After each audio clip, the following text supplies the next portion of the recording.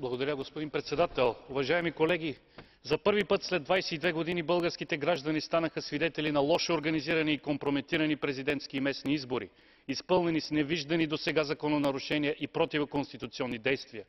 Потъпкани бяха принципите на плурализма и всеобщото и равно избирателно право, необходими за една демократична и европейска държава.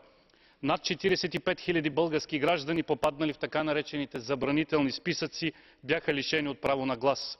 В много секции използването на прозрачни бюлетини наруши тайната на вота, гарантирани от Конституцията и Изборния кодекс. Изключително високият процент сигнали за купуване на гласове, принуждаването на хората да гласуват под заплаха за уволнение и други форми на контролиран вот са недопустими в страна членка на Европейския съюз. Нарушения в 44% от избирателните секции констатираха и наблюдатели от ОССЕ и ПАСЕ.